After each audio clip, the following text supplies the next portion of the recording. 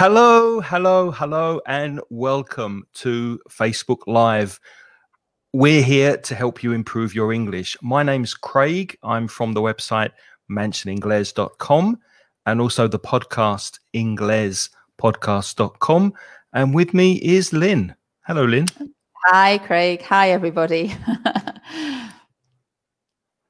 Lynne is from the where are you from? Where are you from, Lynne? I've just advertised your website and you said absolutely nothing. I said nothing. No. So I am Lynne and that is my website, putitlikethis.com. And I'm an online English teacher. So if anybody's interested in online classes in English to help you achieve your objectives, then go to putitlikethis.com. You can find out more on the website as well about what kind of areas I teach in, as well. Okay. Right, sorry, I was a bit asleep there. I'm a bit asleep. I think we're both quite it's been a long day. I think we need a rest. We need a bit of a holiday, as I'm sure some of you watching also feel the same way.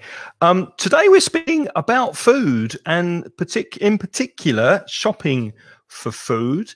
So if you are watching the replay, thank you for spending time with us, and hopefully some people will be coming in soon to join us live on Facebook. And the reason for this topic today of shopping for food, well, first of all, it's nearly Christmas. And whatever you're celebrating, whatever religious holiday you might be celebrating, probably you're shopping for food and you're collecting food for the holiday period. And our local supermarket are changing everything in the store. And last week we went into the supermarket, and I know in some countries they might do these big changes at weekends or in the evening when the supermarket is closed. But here in Spain, they like to build and have tools on the floor and wires and cables while you're shopping, which makes the shopping experience very interesting. But I started thinking they're changing every position of everything in the supermarket. Why? It costs them a lot of money. Maybe there's some psychological reason to increase their sales by changing the position of some items. So that's the premise. That's the idea for today. We're going to look at some vocabulary with you. And then we're going to ask some questions about why supermarkets place items in particular areas of the supermarket. Is anybody watching us? Hi, Gemma. Gemma is here. Lovely to see you again, Gemma. Hi, Gemma. Rodrigo. Hello. Claudia's here. Hello, Claudia. Hello. Monica. Jos. Rainer. Hello, Rainer. And Juanlu. Hi, Juanlu again. Yep. And Rainer's from Germany, right? From Germany, yeah. Okay, well, shopping for food. Let's go with some vocabulary connected to supermarket shopping.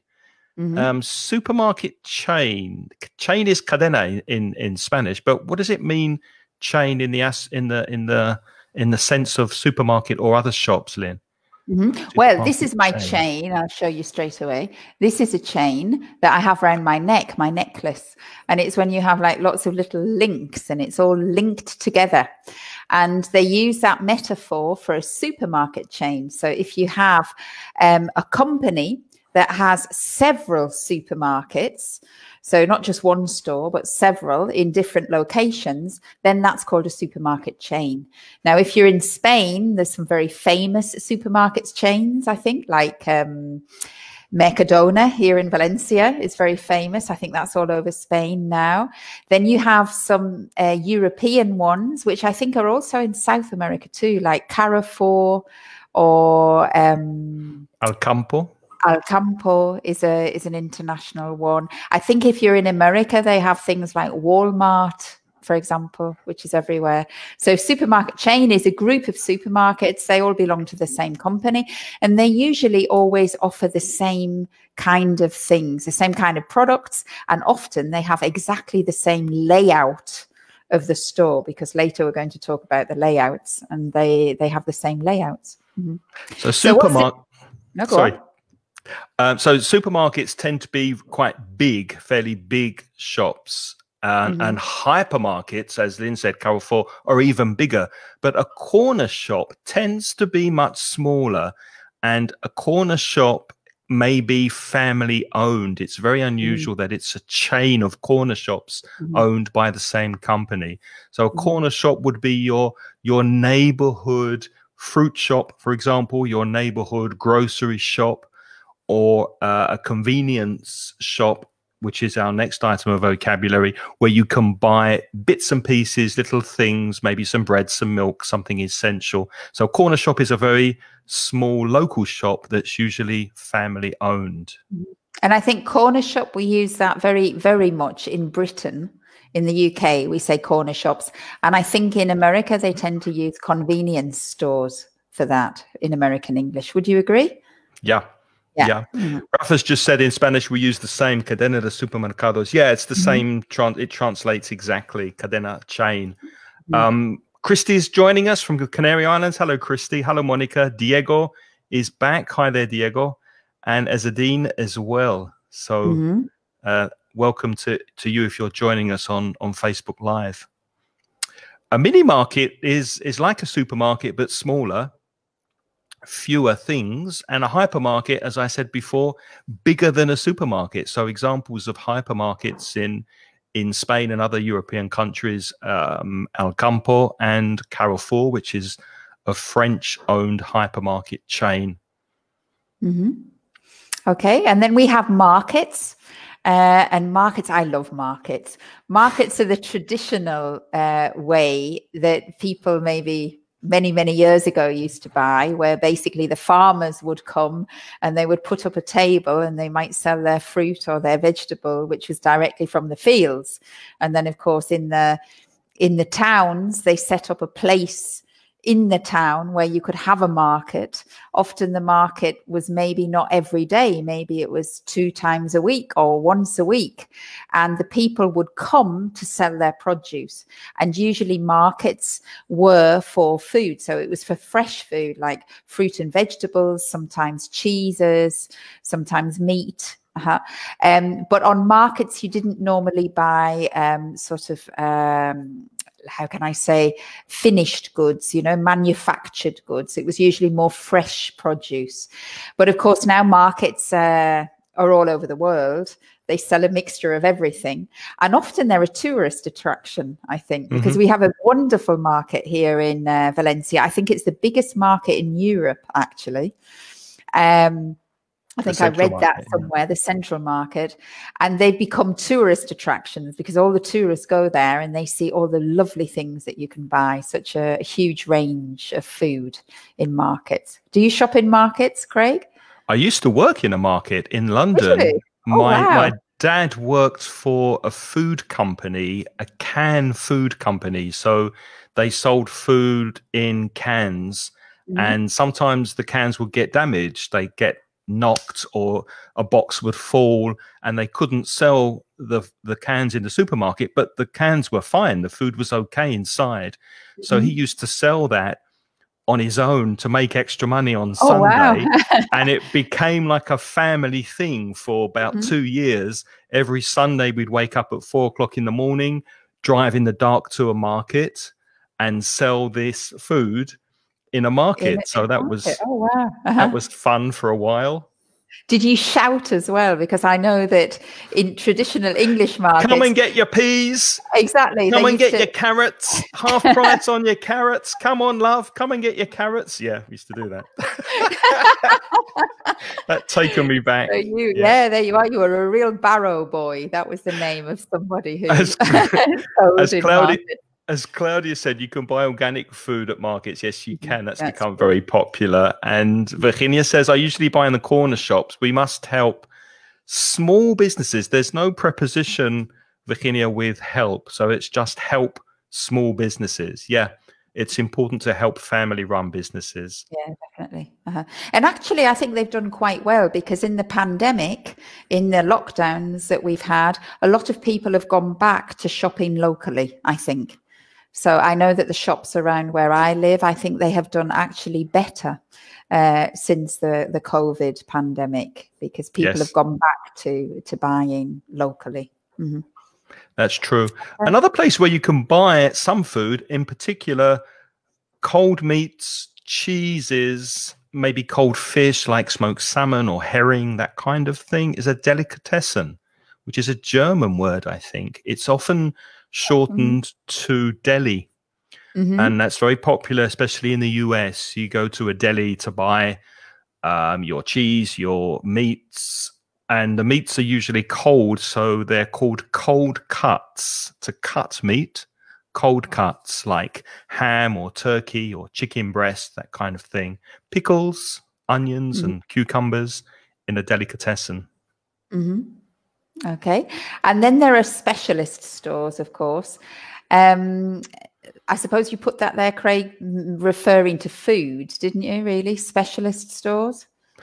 Yes, like a specialist cheese store or a specialist ham store you might get in Spain.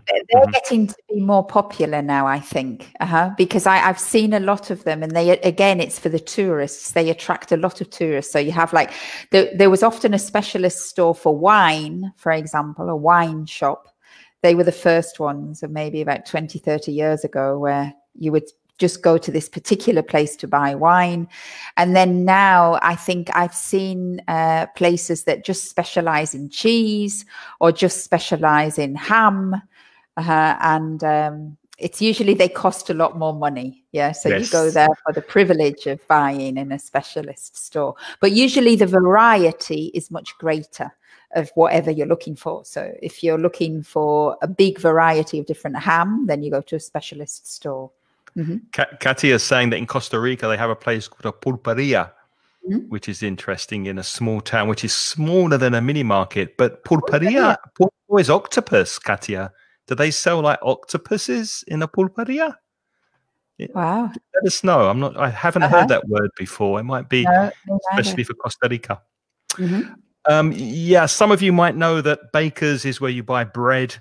To bake bread is a baker's, and butchers for meat, and fruit shop for fruit, and as Lynn was saying before, a wine shop, which in the UK is called an off license, because if I can remember, the off license used to be attached to the pub, and you could buy alcohol there when the pub was closed.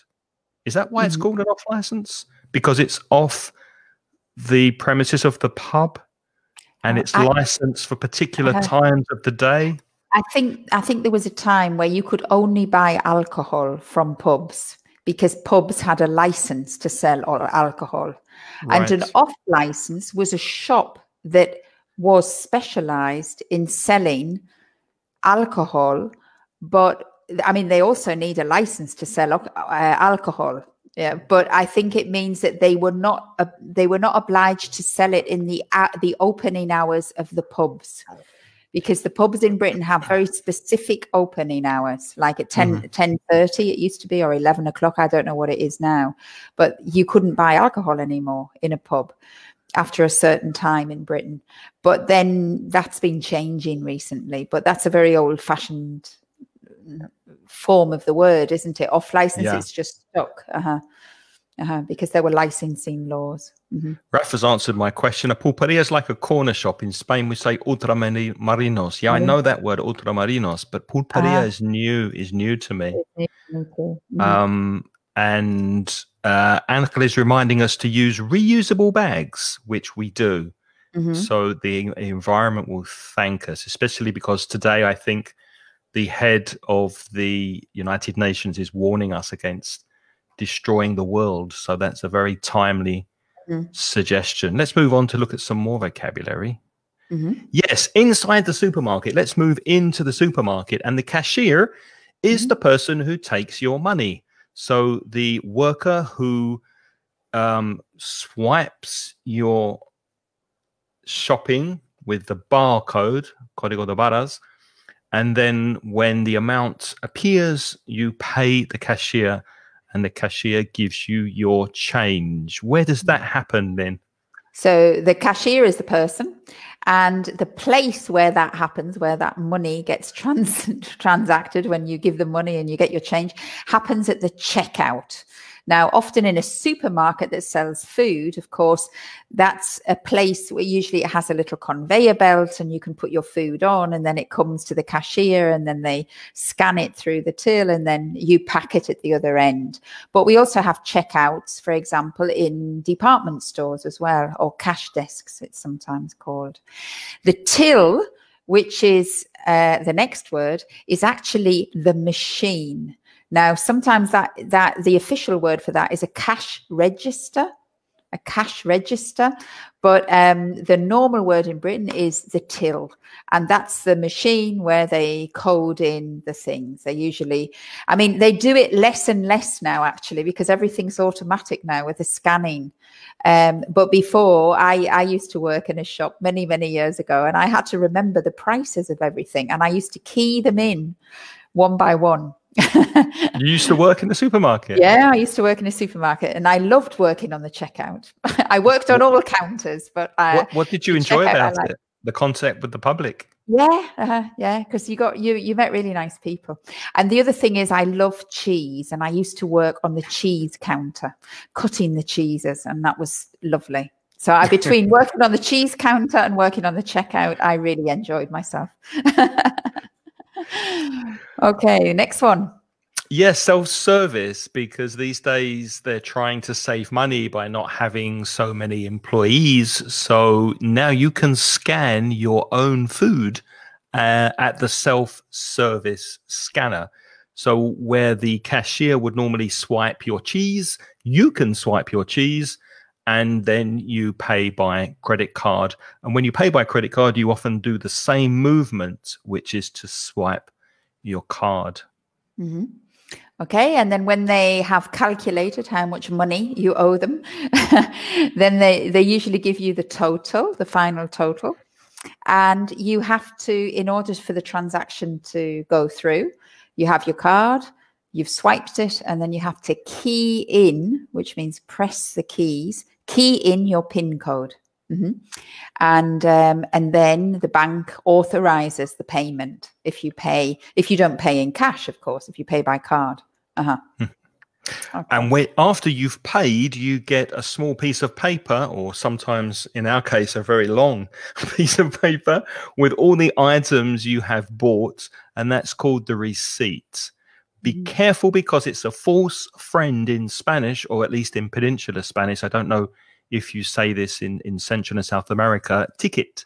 Ticket is not, in English, the name of the paper from a supermarket or a shop. Ticket does exist in English, but we have plane tickets, we have concert tickets, we have bus tickets and train tickets, but the receipt is recibo. It's the justification that you have bought something. Also notice in the word there's a silent P that you do not pronounce. So the correct pronunciation is receipt. Receipt. Mm-hmm. Okay. And Juan Lu is jumping ahead. Juan Lu has jumped ahead to the last word. What's the last word, Lynne? So Juan Lu is asked, how is called, what is it called, the specialist lines where the products are stored? Is it called a corridor? And it isn't. It's called an aisle, which is the word here on the banner, aisle. And I think Rafa knew that, and he helped Juan Lu. Thank you, Rafa. And the aisle is the place that you walk, and then on either side of you, you have, of course, the shelves with all of the foods. That's the aisle.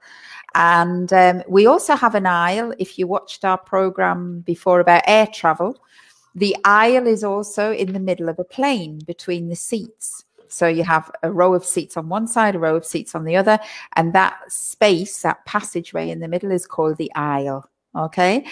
And in a church as well, the bride walks down the aisle. The bride walks down the aisle. That's true. So between two rows of seats, or in this case, in the supermarket, between two shelves of products. And again, notice the pronunciation with that word, because another silent letter, we do not pronounce the S. The pronunciation of aisle is exactly the same as the contraction with I will. Aisle. Exactly the same. And also the same as the Isle of Man, the Isle of Wight, which is ISLE, and it's the another word for island. And they all have the same pronunciation: aisle, aisle, and aisle. I'll walk down the aisle. On the shelf is where you find the products in the supermarket. So the singular is shelf, and the plural, the F changes to a V-E-S, so shelves.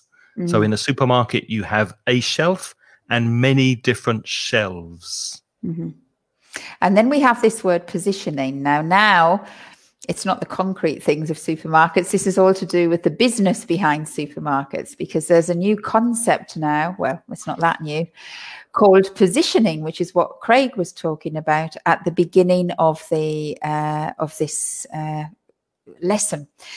And positioning is basically when the company decides which product is going to have which position on the shelf, and that has a huge impact, because the products that are on the shelves at the level of our eyes, right, of an adult, obviously, they are the products that you're going to look at first, which means they have an advantage because you might just pick that one rather than put your head up and buy the one above or the one below.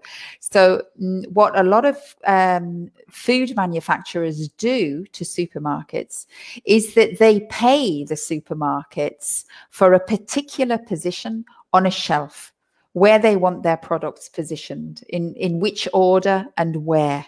Okay.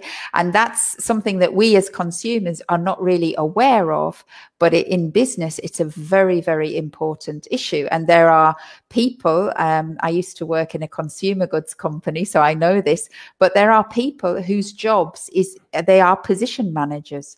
And basically that is their job, to find and sell the right position. So I wonder then, and we'll talk about this later, but I wonder if the sweets for children has a lower placement on a lower shelf. It does. And they're always actually at the cash desks. And they're always... That's one thing I wanted to ask at the end. Yeah, no, sorry, but they're always there because they're exactly in the eye line of the children. And the children then... see them and then they take them. And the cigarettes, if you think about cigarettes, often supermarkets now are not allowed to sell cigarettes. But a few years ago, when they could sell cigarettes, the cigarettes were always placed at the cash desks, but at the height of the adults, and the sweets were at the bottom. It's a really interesting area. We'll get into that a bit later as well, which is connected to the next expression, the store layout. Just a small point that store is more common in American English and shop is more common in British English, although we do say department store. Some of you may have noticed that a very popular, very big chain department store is closing in the UK, Debenhams, and we'd call Debenhams a department store. But generally speaking, we'd call a shop in the UK and a store in the US. And when we talk about store layout, it's where the products are in the store or in the shop. That drives me nuts. Drives you know mad? What that means? It drives me mad. It drives me crazy, because we have supermarkets here in Spain, well, as you said at the beginning, and they keep changing the layouts. And I hate food shopping. So when I go into a shop, I know exactly which direction I'm going in. And so it really annoys me when the shops change their store layouts.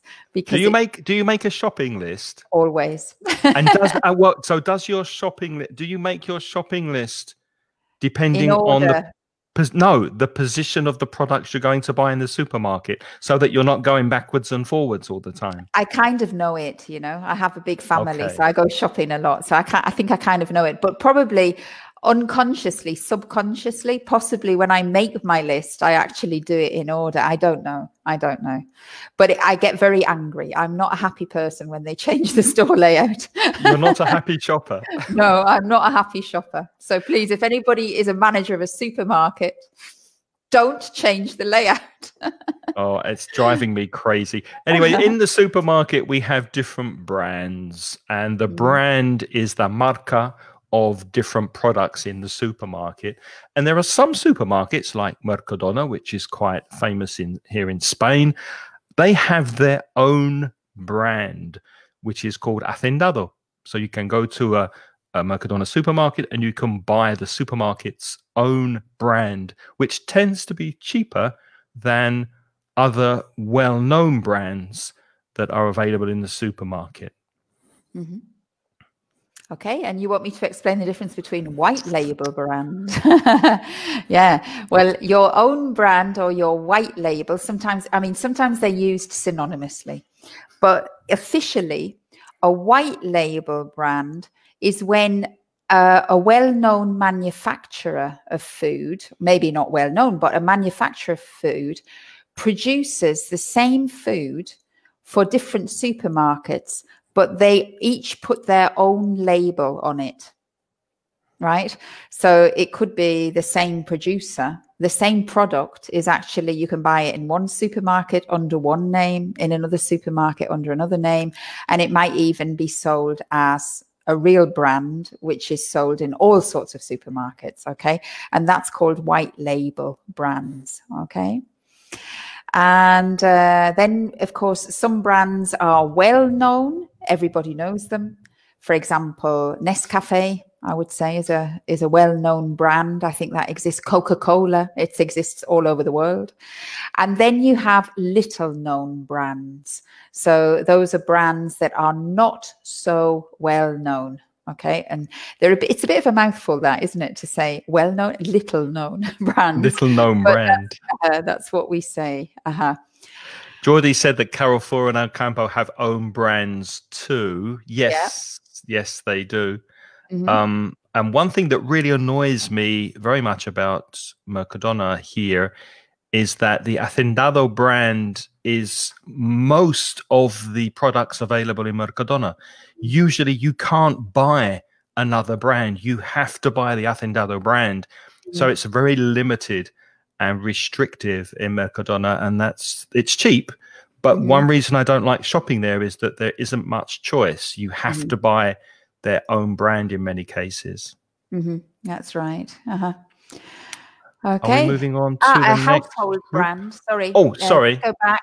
A household brand is a brand that most households know. So, for example, you would say Nescafe is a household brand. Most households in the world know Nescafe, right? So, a household brand is kind of synonymous with well-known brand. Mm-hmm. Okay. All right, more food. Well, Lynn mentioned the word counter before, which mm-hmm. is mostrador in Spanish. So depending on what you want to buy, you go to that particular counter. So you go to the fish counter to buy fish, the meat counter to buy meat, the cheese, bread counter. Bakery is the area in the supermarket where you buy your bread. And maybe start thinking already where you buy bread in your supermarket. Is it near the entrance? Is it far from the entrance? Just to get you thinking of where that is in your supermarket. And where's the fish counter? Where's the meat counter where mm-hmm. you shop? Mm-hmm. Okay, and then also in the supermarkets, so you've got these counters. That's usually where there is an assistant who will you tell the assistant how much of whatever it is you want, cheese, meat, fish. They will prepare it for you, put it in a bag, and then give it to you, and then you take it to the cash desk. But of course, there's a lot of food now in supermarkets that's already pre-packed or pre-packaged, and that food is usually waiting, especially if it's fresh food, then it will be in fridges, coolers, and freezers. So fridges, things like yogurt, butter, cheese would be in fridges. And in the coolers and freezers, you're going to have things that have to be frozen. So things like ice cream, frozen fish, frozen vegetables. Okay, so frozen goods, you've got the word there on there, frozen goods. And then that's where they are. And then the canned goods are on the Does anybody know where the canned goods are? They sit on the, we've had that word already, but I'm just testing to see if anybody knows and can remember. Come on. Where are the canned goods? While you're thinking about that, Rafa's said that you have to check the equivalencies of the Hacendado brands because you can buy the same product but cheaper. Yeah, maybe in some cases, Rafa, but then I don't know. I like to see 3 or 4 different brands, different prices, different quality of products so that I can choose. I don't like to be forced to buy the brand of a particular place in a supermarket, especially. So it's a personal thing. Yeah. Yeah.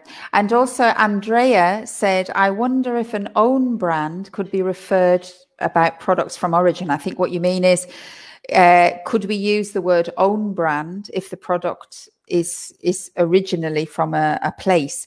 We don't tend to say that because a brand is like a marketing term. So it's when you create a name that you want your product to be associated with. So, for example, Nescafe is a brand name and it's got coffee, it's got drinks, it's got all different types of coffees, and they all belong under the name Nescafe. But Nescafe is an invented word. It doesn't refer to coffee, right? I mean, they've kind of like invented it from cafe and Ness. I don't know where the Ness comes from, but they've invented the word. So if you have a real product from the place of origin, you wouldn't call it a brand unless you're giving it another name. Okay. Like cognac, for example, must be from the area of France, Cognac, where they make the cognac. If not, it's not real cognac. But so cognac is not a brand name. Cognac is the product name. It's also interesting to compare in English the 2 words brand and make, because in Spanish both are marca, but there's a difference in English. The make, for example, the make Ferrari makes cars and Ferrari is a make, but the brand Ferrari goes a lot further. It's more the image of the company. What do you think of when you think of Ferrari? Maybe you think of the color red and the color yellow. Maybe you think of quality and exclusivity and really, really in fast cars. So it's everything together. It's the color of the branding. It's what you think of when you think of that company, and what that company presents to the public is the brand, and the make is just the name of the factory that produces it. So you have the manufactures it. Thank you. So you have the same word in Spanish, marca, but in English there are two different words really. Felipe has answered correctly. Well done, Felipe. Fantastic. There's only one little slip though, Felipe. We mentioned, how do you spell the plural of shelf? One shelf with an F, but then if you need it in the plural, you have to say VES, shelves. It's a horrible word to say. But anyway, well done for catching the cans are on the shelves. Good. Shall we move to the next one? Yep. So we've got different things in a supermarket. Beverages is a global term, an umbrella term, a group name for any drink, isn't it? It could be alcoholic as well. It can be hot and cold as well. Hot beverages, tea and coffee, hot chocolate, your Coca-Colas, your Sprites, your Fanta, your fizzy drinks, your everything that you drink is a beverage. And wines and spirits is obvious, I think, the wine and the strong liqueur like whiskey, gin, vodka, Bacardi, that kind of thing. And then the soft drinks do not have alcohol. That's why they are soft. It's not hard liquor. It's soft like Coca-Cola or Fanta or things like that. Okay. And then Oh, you got to do the drinks. I get to do the cleaning products. Not on purpose. That's the way the cookie crumbles. That's the way it happens, Lynn. So here we go then. I'll do the cleaning products. Detergent. And I don't drink, so that was funny. So detergents. So things like soap powders, washing powders, washing up liquid. Okay. So detergents are things to clean with. Or sometimes that's referred to as cleaning products. So anything that you need to help you cleaner. And then we have another area of the supermarket, which is called household goods. Now, what would you include under household goods, Craig? Things like rubbish, plastic bags for your plastic rubbish. Bags, brushes, cloths, mops, shoe cleaning brooms. Things. Yeah. Things to clean your shoes with, the brushes, the cloths, that's right, as you said. So anything that you need to help your household run, but obviously it's not something that you eat or drink, okay? Special offers? Special offers are special prices on particular items. Let's say, for example, that some things are not selling very well and you have a lot of stock, a lot of product in the supermarket. They might reduce the price, lower the price, and make a special offer. So that very often happens, for example, after Christmas. If they have things in the shop like Turon or things that normally sell for Christmas, they might reduce the price and sell it cheap. And that's a special offer. And then I think this is the last area of goods in a supermarket. We have toiletries and we have cosmetics. Now, toiletries are usually the things that we need to keep ourselves clean. So things like shower gel, soap, toothpaste, toothbrushes. They're all things that the majority of us all use. They are toiletries. And then we have things which are cosmetics. And cosmetics are things that are to try to make you even more beautiful than you really are. So they might be things like lipstick, or they might be eyeshadow.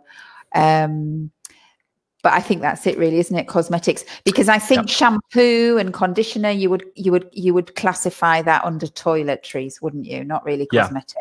So cosmetics is literally just like face creams, maybe. Creams for your face, creams for your body, that could be cosmetics.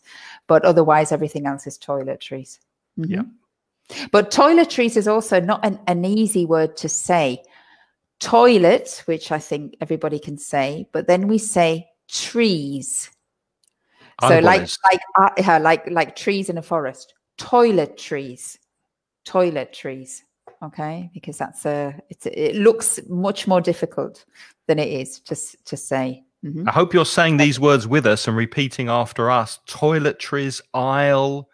What was the other word? Receipt. Make sure you say those words to pronounce them correctly. Right, let's go to another. This is the last group of words we have before we go into the discussion part of the session. So if you tend to go to the same supermarket, and I do, because very close to where I live, there is a Consume supermarket, which I like very much. Well, I did like. I'll explain in a minute why I don't really like it this month.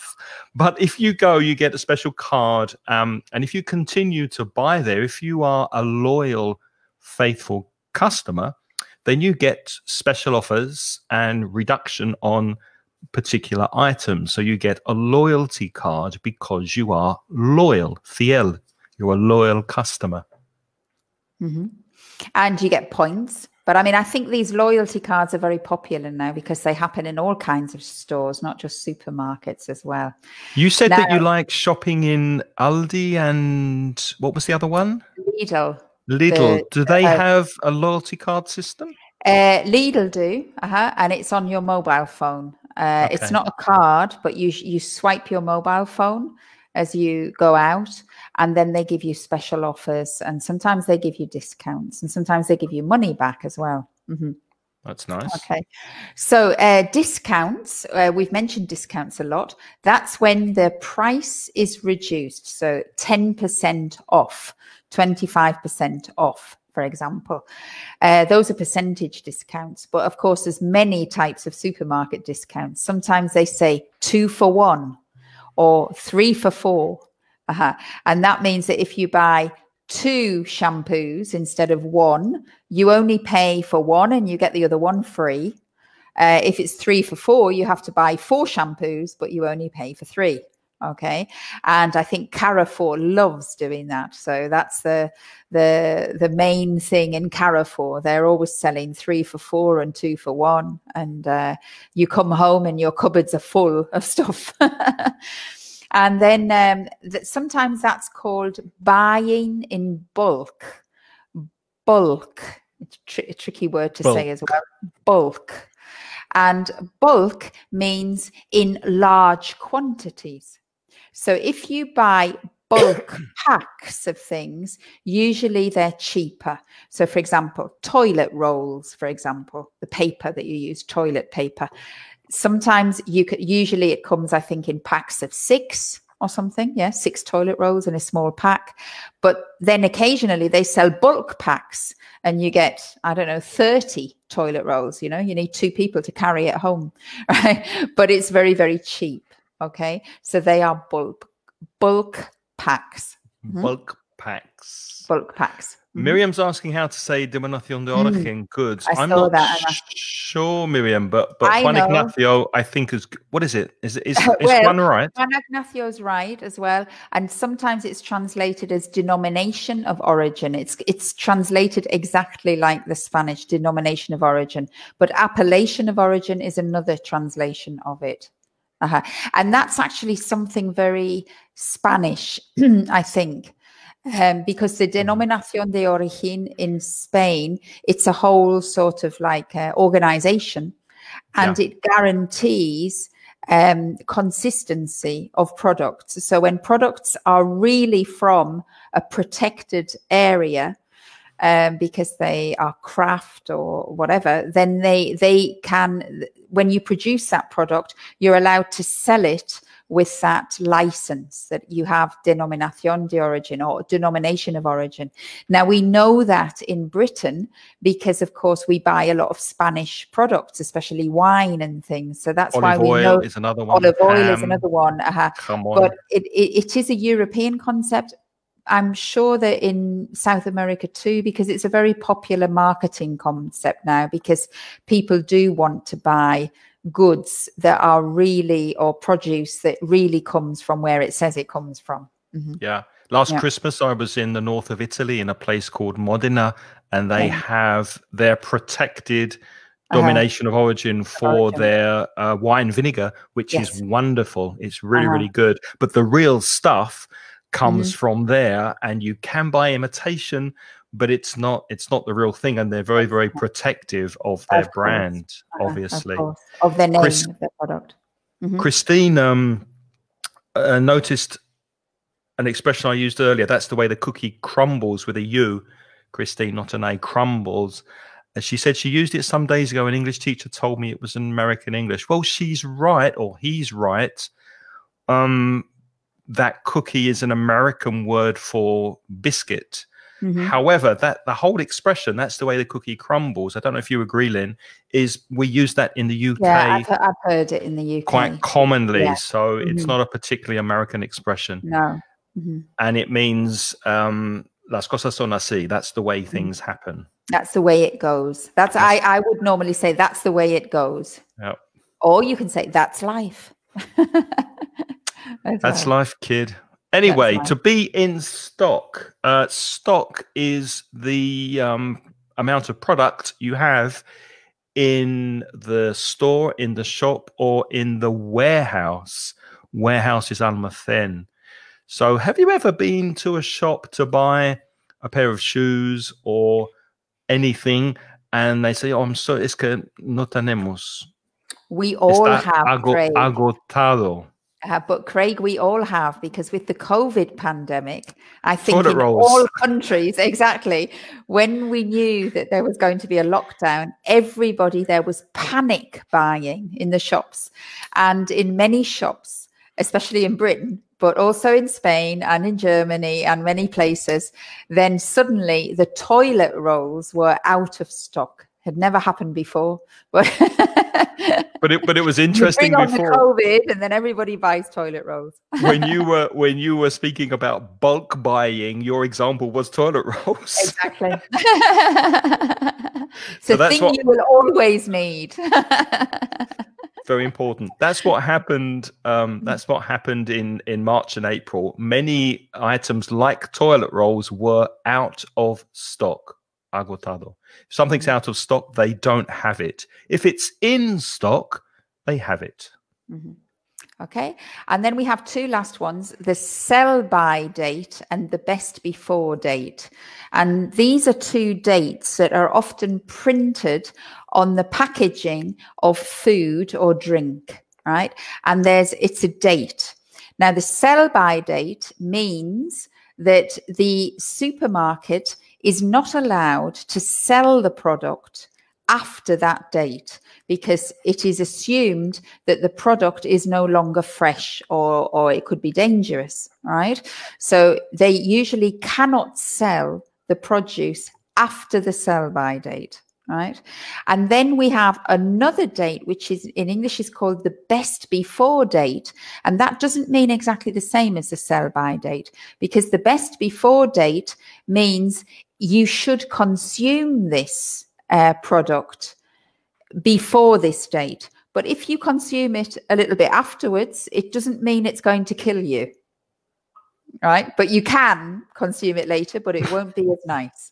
But you are allowed to eat it, right? But at sell-by date, you should not eat or drink anything that is past its sell-by date, because it could be dangerous. Possibly with fish, for example, things like that. Okay. Whoops. Okay. Sorry, I'm having problems with my banners. Yeah. Okay. So that's some vocabulary that we hope that's helped you a little bit with supermarket vocabulary. But the question I'd like to ask is, I've got a list of products here, and I'd like you to think of your supermarket. Now, maybe your supermarket has two entrances, but there probably is a main entrance. There probably is a big door, the main entrance where you enter your local supermarket. So I'd like us to think for a second about where the products would be and why. So where would you expect to find these products and why? And that's because my local supermarket has recently changed everything around, and I'm wondering why they did it. So the first one, fruit and vegetables. Lynn, where are the fruit and vegetables in your local supermarket? Yeah. I think in all the supermarkets that I go to, the fruit and vegetables are very close to the entrance. Mine too. Why do you think that is? Well, you might know because you worked in a supermarket. Do you have any idea why? Yeah, I don't know, because I mean, it was years ago before they used to do positioning when I worked in a supermarket. But I assume it's because people usually with fruit and vegetables, it's the kind of thing that you cannot, you go regularly to the supermarket to buy, because of course fruit and vegetables doesn't last very long. Right. And I think it's the most attractive and colorful things. So they put them at the front of the shop to try to attract people into the shop, because if you see a beautiful display of apples with lovely colors and grapes and bananas, and they usually do very, very nice sort of arrangements of the fruit and the vegetables. And so, and I think also because people buy that regularly, some people go every couple of days in order to get fruit or vegetables from the supermarket. There's usually lots of people buying there. And I think it gives the impression that the supermarket is attractive. I agree. That would be my. I think 100%. And people are agreeing with you that it's close to the entrance, as Adine said, and Claudia too. I think it's got a lot to do with what you mentioned before about markets as well. It gives you the sense that you're entering an outdoor market. Yes, with the colors and the smell of the oranges and the fruit. Yeah, absolutely. And it gives that idea that this is a place where you can buy fresh produce. which is of course not true in a supermarket, but because everything is canned or frozen or but it gives that impression that you're buying something fresh and lovely. Christine has said it's a way to pique your interest. That's a nice expression. Christine has said it's like opening your desire, but pique your interest is very English. Well done, Christine. Yeah, nice expression. A lovely expression. Okay, the next one is alcohol. Where's the alcohol? And why? You asking me? Well, I don't drink alcohol. Well, I do, and the alcohol in all the supermarkets I know, well, it's usually at the back. At the back of the store. Yeah. Although some of them in Spain have a small selection of alcohol near the cash desks in a sort of like in a glass case that they lock near the checkout. Near the checkouts. But the big range where you can choose lots of different types of wine or spirits or whatever, usually that's at the back of the store. I find. I don't know why. I have no idea about that. The only thing that I could think of it being near the checkout when you're leaving is that you buy yourself a reward for doing the shopping. If you're an adult, you might buy a few beers or a bottle of wine as a reward to yourself for doing the task of the shopping. I don't know. I've never thought of it like that. No, I'd buy a bar of chocolate as a reward, but the the bottle of wine, no, it's just on my list. It's on your list. It's number one on the list. It's just on my list. Sweets and chocolates. We can say confectionery covers sweets and chocolates for the kids, and everything is called confectionery in English. Where's that in your supermarket? We talked about that before. Or would you like the students to answer? Well, maybe they're... Well, both. I mean, if the students have a comment, and what do you think? I've got my own theory. Well, of course, we talked about it earlier. It's always at the cash desks. And it's because I think, you see, unlike alcohol, I think chocolate is more of an impulse buy. You see chocolate, it's not something that you need. Like, it's not, if you're hungry at lunchtime, you don't need chocolate, you need a meal. Chocolate is on confectionaries and sweets. It's a special treat. You know, and I think, and it's an impulse buy, and I think, and that's why I think they have it at the cash desk. They always definitely have it at the cash desk because of the children, because the children have to go all the way around the supermarket, and they are really bored, and they're grouchy, and they're not happy, and then there's a queue at the cash desk, and then they're saying, "Mummy, mummy, mummy," and then suddenly, of course, they see the sweets, and then they say, "I want the sweets, I want the sweets," and the poor mothers.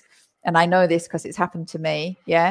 The kids get more and more excited, and you're saying, no, no, no, no, no, no, no. And they're going, yes, yes, yes, yes, yes, yes, yes. And then you have people in the queue looking at you thinking, oh, she's not a nice mother. And then you feel the pressure from everywhere to say, okay, come on, let's just buy it. So they'll shut up. Yeah, so, and as you said before, the level is also important. So for younger children, the young children's sweets would be more at the bottom at their eye level, and maybe the boxes of chocolates and the darker chocolates, the more serious, sugary confectionery. Chewing gum, which is not really a children's thing, not a small children's thing. The chewing gum is always a little bit higher up as well. Yeah, you use the expression to buy on impulse, and Christine said on a whim, which is very similar. Yeah, to buy something on impulse or to buy it on a whim. Okay, next one. I'll ask you this time. Well, you said chewing. But where are they? At the checkout, because it's something that's not usually on your list. And as you're waiting in line, you think, oh, I need some batteries for my electric shaver. And you buy the batteries because they're an item that you don't tend to associate with a supermarket. And as you said, chewing gum, maybe for the kids or maybe for the adults, that it's not expensive, and you might just take one as a reward for doing the shopping or because you forgot to put it on the list. Yeah. I think batteries is a bit curious, though, you know, because you don't buy batteries that often. I mean, batteries could be with the detergents, couldn't it, really? I mean, it's certainly not an impulse buy. I don't say, oh, I fancy a battery today as a reward. Please give me a battery. I suppose whatever turns you on. But yeah, but another thing you were saying about increasing sales at eye level, does it also increase the sales when they're at the end of the aisle? Oh, yeah, absolutely. Because the end of the aisle is where people are deciding where to go. What to buy so next. Often at the end of the aisle, they are very special positions, and they are for the special offers, for example, or they are for discounts, special offers, and it's supposed to persuade you to buy that, not even to go to the place where the other items are, but you have that one because it's on special offer. And those promotions are usually paid for not by the supermarket, but by the manufacturers. Yeah. And they pay for those positions. The aisles are very, very important positions because it's where the people meet. Bread and milk. Yeah. Bread and milk. Where is the bread and milk, Craig? Sorry. Well, where is very, very rarely together, because they're two of the most basic items that you don't tend to do on a monthly or a weekly shop. You might go 2 or 3 times or more in a week to get your bread and to get your milk. And usually in supermarkets, there are opposite ends of the supermarket, which means you have to cross. It's probably a triangle with the fruit and vegetables, because they're the things that you buy really regularly. The fresh food, yeah. And they want you to travel all the way around the supermarket. All the way around the supermarket. So you don't usually find them together. And a lot of supermarkets have bakeries in the supermarket, mainly because of the smell, because they don't really need to bake the bread there. But like the fruit, giving the colors and the impression of an open market, it's a wonderful smell to walk into a supermarket and smell fresh bread. So lots of them bake bread there because of the smell, not because it's economically good for them. Christine said, Edgar had a good reason. He said the reason the batteries are at the checkouts is because they're mostly locked, which is true.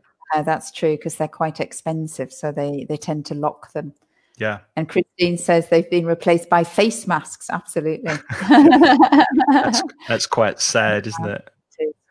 Not for long. We hope not for long. Not for long. There's a vaccine on the way. That will be in the supermarket soon, a vaccine. Yeah. The face mask soon will be 3 for 5 or 5 for 2. Please buy them. We don't want them. Special offer: free face mask with every battery. Exactly. Fresh meat. Where's that in your supermarket? Is it at the back of the? Back. It's at the back usually. So they can bring it in from outside, maybe. Possibly. And I also think that the fresh meat counter is actually one of the less attractive counters. I mean, we like meat. I mean, people like meat, although of course there are vegetarians and vegans who really don't like meat, and they find the sight of the meat counter quite disturbing. And I think even people who eat meat often find the sight of the meat counter disturbing. I know when I worked in a supermarket, I was praying every week, please don't put me on the meat counter. Please don't put me on the meat counter, because I was terrified of having to touch the meat. I really did not want to do that. And I was very fortunate. In the 2 years I worked there, they never put me on the meat counter. So I think that's possibly more true in the UK than here in Spain. I think in Spain, people prefer to see the cut of the meat where it comes from, and the same with fish. And I think in the UK, the shoppers tend to prefer everything pre-packaged in plastic. And my mum hated to see the eyes on the fish. Oh, yes. She hated to see that. And she liked to buy her meat and her fish in little packets. And not see the animal. She didn't like to see the animal where it came from. In Spain, I think they prefer to see the animal to know it's a good piece of meat. Yes. And Claudia says they have a butcher. Meat is not packaged like in the United States. I think the United States is even further than UK in that, because we do also have butchers in the UK, of course. But I think in the United States, nearly everything is pre-packaged. Yeah. Okay. Dairy is the last one. The last one, dairy. That's my favorite. That's my favorite. Because you love cheese. Yeah. Oh, I love cheese, yes. So dairy, milk and cheese. What's your favorite cheese? Oh, I haven't got a favorite one. No. I love all cheeses, all of them. I can't get enough. So I love all the English cheeses. I love French cheeses. I love Spanish cheeses too. Swiss cheeses, all sorts of cheeses. I love them all. And so, yeah, dairy. But dairy is usually now in supermarkets. Most of the dairy section is actually all fridges. Yeah, because there's a massive amount of fridges and they're full of things like yogurts and butter and spreads and anything that needs anything that's got milk in it is called dairy. Okay. Francisco agrees with me. Well done, Francisco. We're compatriots in cheese, and Claudia too. Great. My favorite's Idiazabal from País Vasco, from the north. I love Idiazabal cheese, the smoky, strong cheese. Yeah, that's my favorite. Well, I think we should stop there. It's been an hour, so I think we'll stop it there. Unless you want to add anything, Lynn? No, but I want to know, finally, why did your supermarket change the position of everything, Craig? Well, I'll tell you next time, because they still haven't finished, and obviously they're changing it for like the Christmas shoppers, but there must be a reason why they've changed the position of everything. So based on what we've said today, I will go in next week and I will have a look and see if things have changed depending on what we think, with the fruit and vegetables, the milk, the dairy, the milk and the bread being separate, the alcohol being at the exit, that kind of thing. And I'll see if anything's changed. But it's really, really annoying because now I don't know where anything is. I hate it. I hate it when they... Luckily, I don't usually do the shopping, so it doesn't really matter that much anyway. Craig. It's not one of my household tasks, so I don't do the shopping. All right, then. Well, thank you, everybody, for joining in today. We've had lots of comments about things. That's lovely. And we hope to see you next week. Well, I won't be here next week, but Monica will be. Yeah. And we've got a surprise coming up the week after that. So keep looking at Facebook. Keep watching Twitter at Mansion Twit, and we'll let you know what's coming in the next 2 weeks. Lynn, why don't you mention your website before we say goodbye? So my company is called Put It Like This, and my website is at putitlikethis.com. And I offer online teaching services to people who have objectives, things that they want to achieve in English. So it could be teachers, for example, who want to improve their pronunciation because they're teaching in English, or it could be people who want to pass Cambridge exams or other types of exams. So they have a specific objective.